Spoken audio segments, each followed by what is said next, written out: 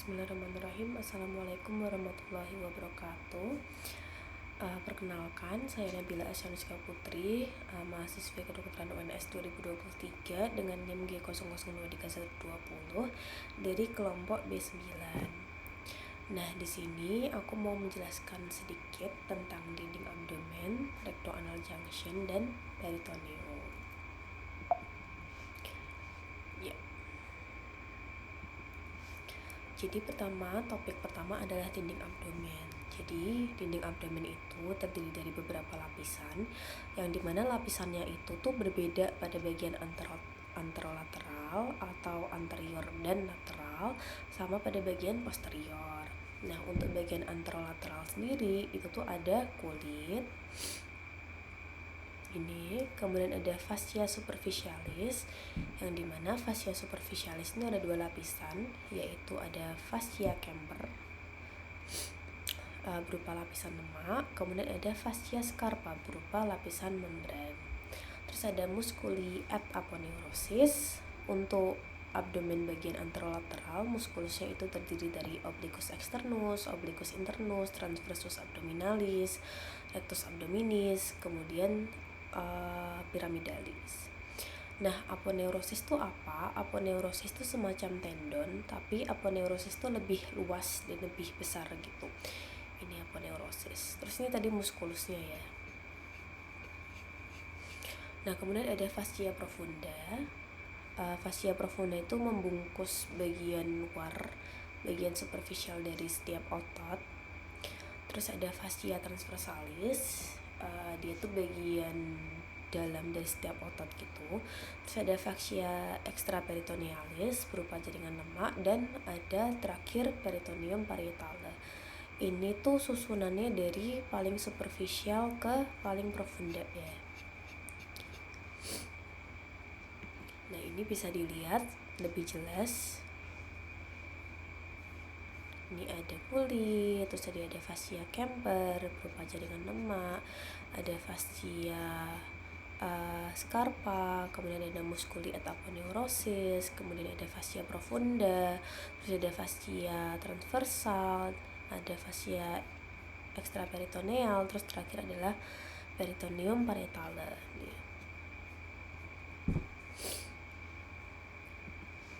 Nah, kita bakal bahas satu persatu dari lapisannya. Pertama, tadi fascia superficialis, dia dibagi menjadi dua lapisan, yaitu ada fascia camper dan fascia scarpa.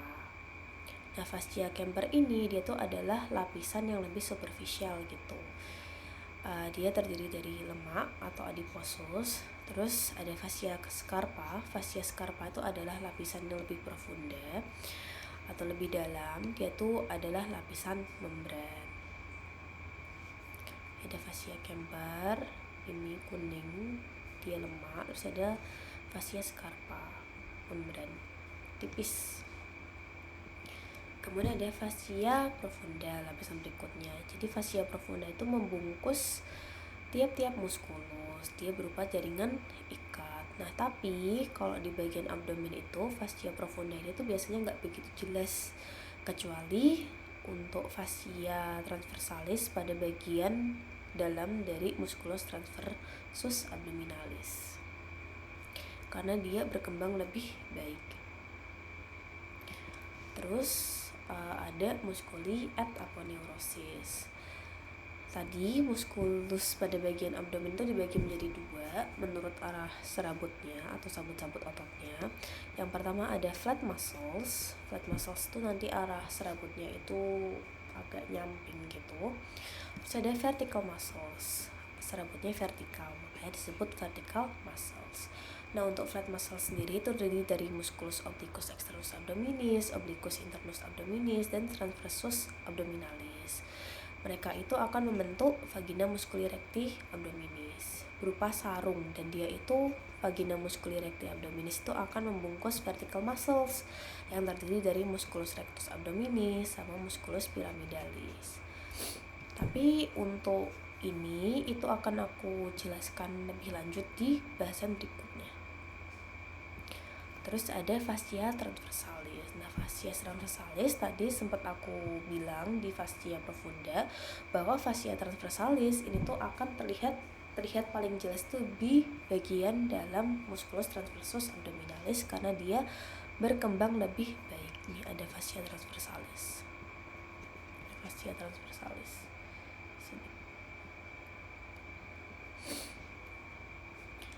Nah, terus ada fascia extraperitonealis. Fascia extraperitonealis ini tuh berupa jaringan lemak. Dan dibagi menjadi dua menurut menghadap kemana nih. Untuk di bagian sisi anterior tubuh itu disebut preperitoneale. Ini sedangkan yang bagian posterior itu disebut dengan retroperitoneale.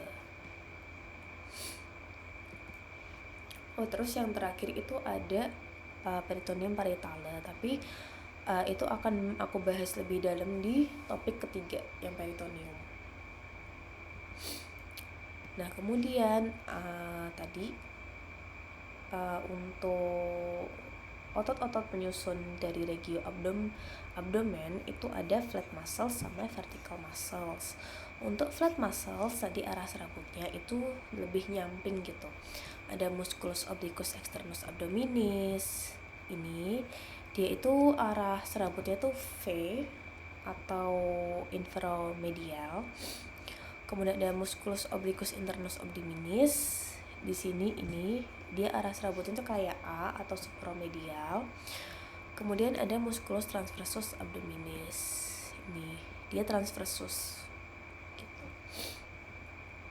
Nah, ketiga flat muscles ini tuh aponeurosnya akan membentuk semacam sarung yang disebut vagina musculi recti abdominis.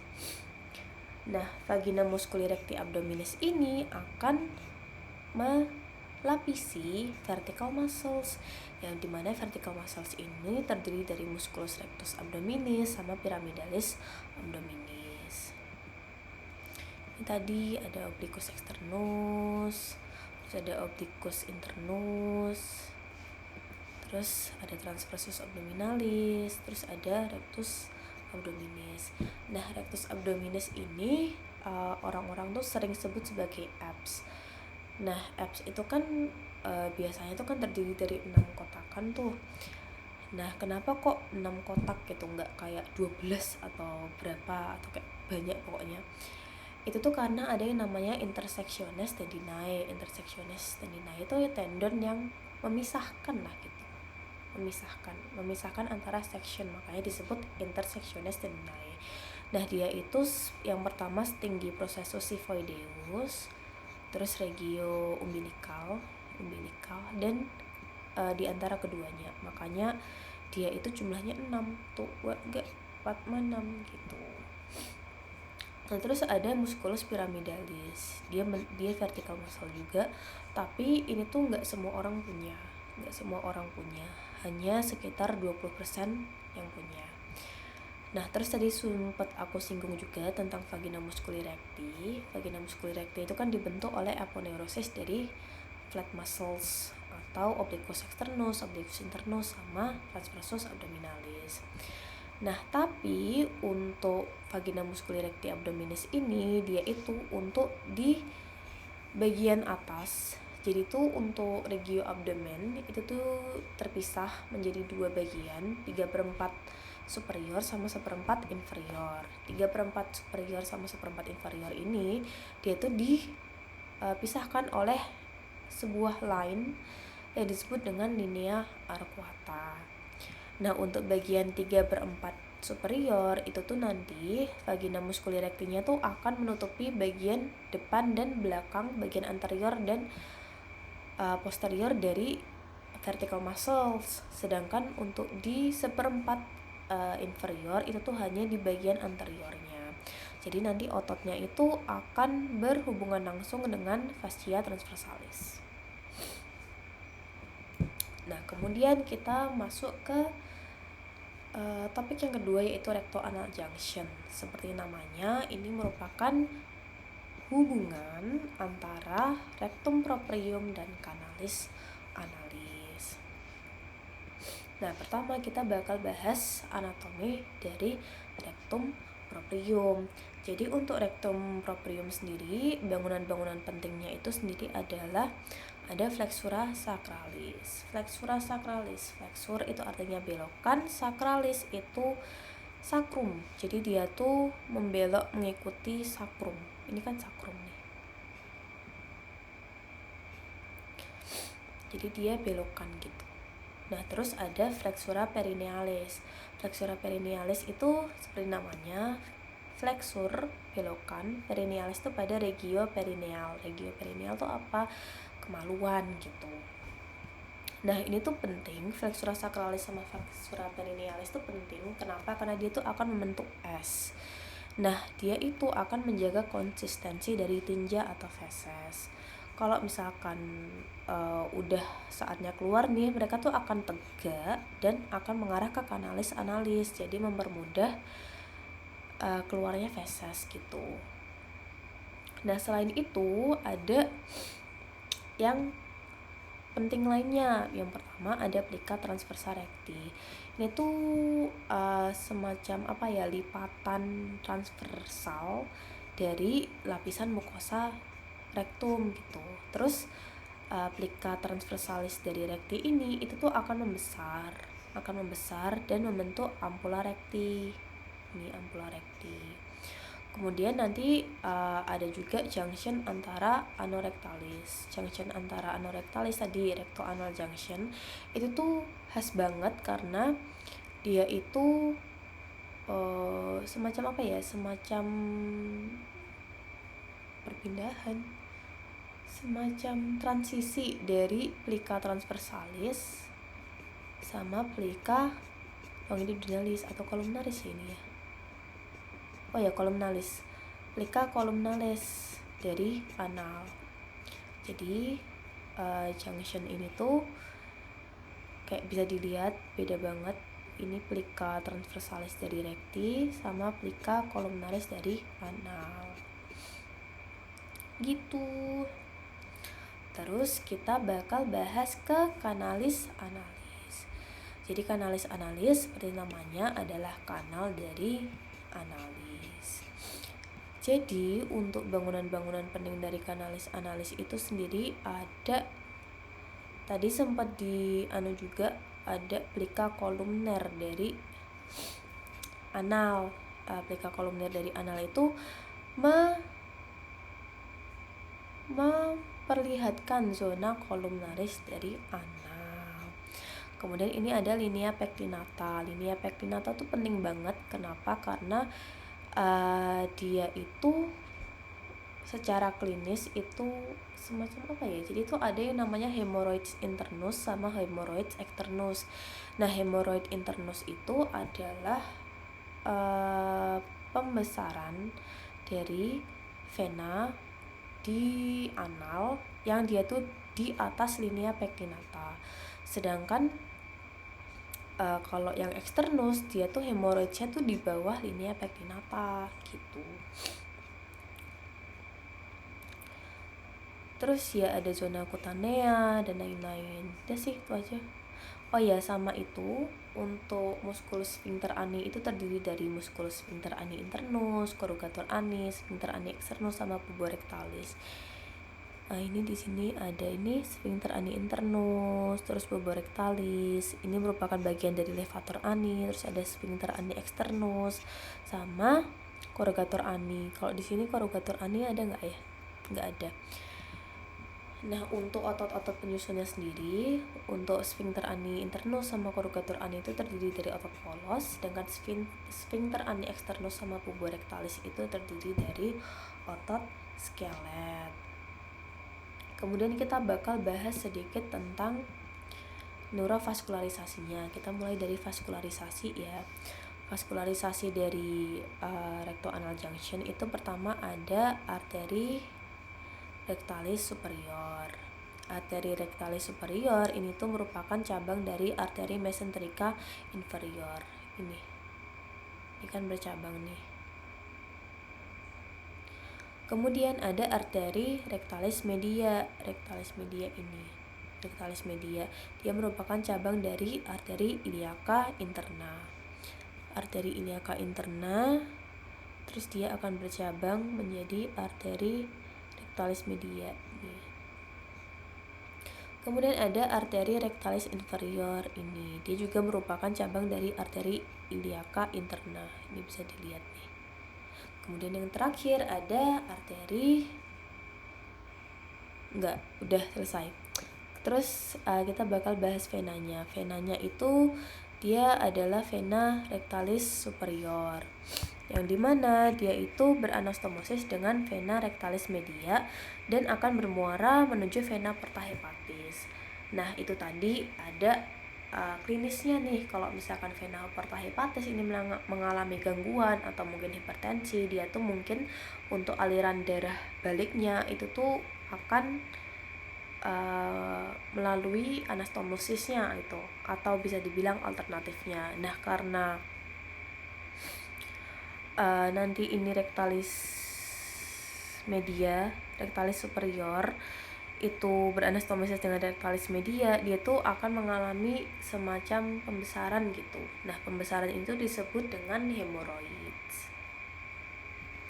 Kemudian untuk inervasinya secara simpatis dia akan diinervasi oleh nervus flancolumbalis, sedangkan parasimpatis dia akan diinervasi oleh nervus flankici cervici atau nervi erigentes. Nah kemudian untuk topik yang terakhir kita bakal bahas peritoneum. Peritoneum itu apa? Peritoneum itu adalah membran serosa yang transparan dan berkilau. Dia terdiri dari 2 lapisan, yaitu yang pertama peritoneum parietale, yang dia tuh melapisi bagian dalam dari dinding abdominopelvis. Terus yang kedua adalah peritoneum viscerale, dia melapisi organ-organ dalam pada abdomen.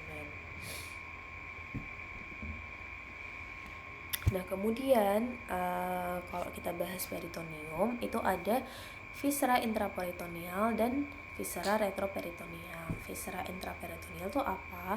Dia itu adalah organ yang seluruh permukaannya itu dilapisi oleh peritoneum. Ini bisa dilihat, dia dilapisi semua. Sedangkan kalau retroperitoneal itu tuh hanya sebagian gitu. Ini kan nggak dilapisi nih, makanya dinamakan retroperitoneal. Nah cara cepat ngafalinnya dari organ-organ yang merupakan intraperitoneal dan retroperitoneal itu ada yang namanya Sedgwicker. Oh ya nih, Sedgwicker itu adalah organ-organ retroperitoneal. Sedgwicker S ada suprarenal gland atau glandula suprarenalis, terus ada A aorta, terus ada D duodenum kecuali pars superior.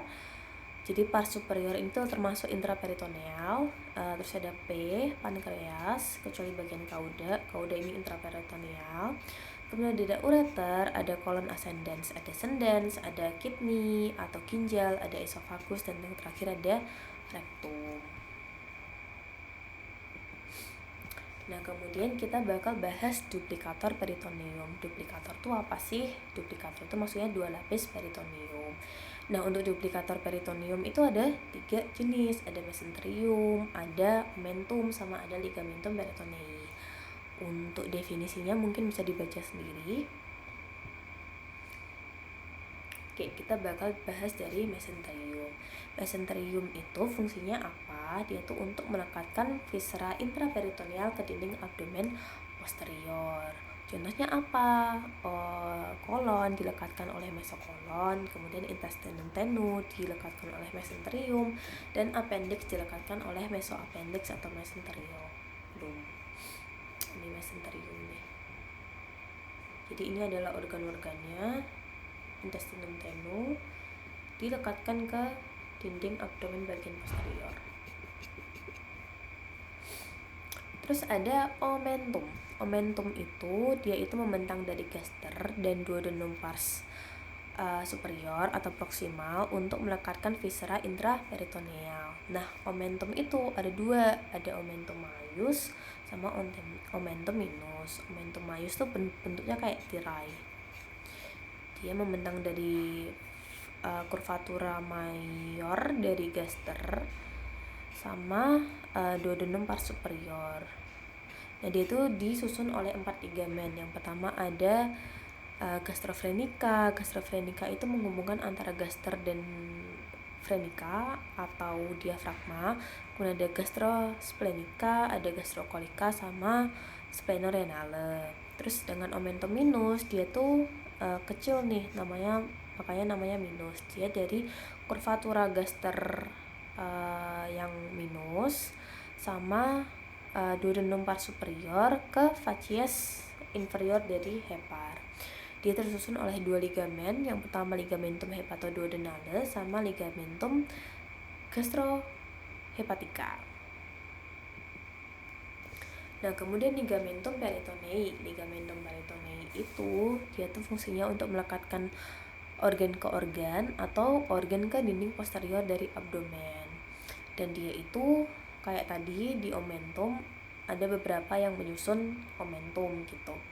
Nah, untuk yang hepar itu ada ligamentum falciform, tapi ligamentum falciform ini tuh melekatkan hati ke dinding anterior, bukan posterior tapi anterior. Ligamentum falciform, terus ada hepatoduodenale sama gastrohepatica tadi menyusun omentum minus. Nah, gaster itu ada gastrofrenica, ini gastrofrenica, kemudian ada gastrosplenica, berarti antara spleen dan gaster, kemudian ada gastrokolika, berarti antara gaster dan kolon.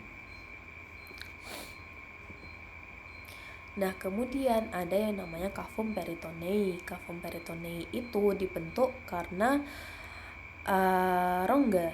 rongga antara peritoneum parietale sama viscerale. Nah, sebenarnya awalnya tuh cavumnya ini cuma satu, tapi karena perkembangan embriologi itu tuh terpisahkan menjadi 2 cavum gitu. Yang pertama ada cavum peritonei yang mayor atau disebut greater sac. Dia itu lebih besar. Kemudian ada cavum peritonei minus atau disebut bursa omentum. Dia lebih kecil. Nah, kedua cavum ini akan berhubungan melalui suatu lubang disebut foramen epiploica Winslowi. Nah, di sini kelihatan kah?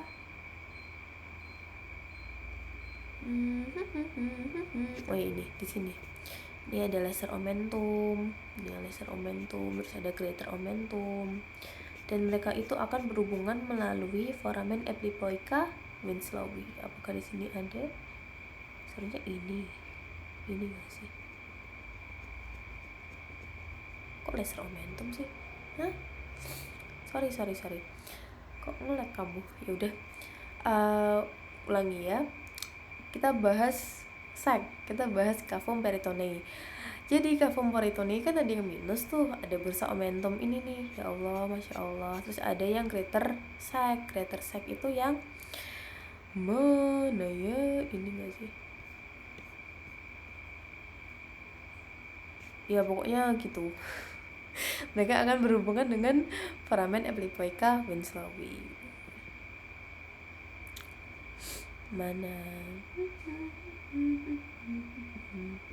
Ada greater sac nih, terus ada omental bursa. Nah, ini namanya foramen epiploica Winslowi. Ya udah, sekian dari aku. Terima kasih. Kurang lebihnya mohon maaf. Terima kasih. Wassalamualaikum warahmatullahi wabarakatuh.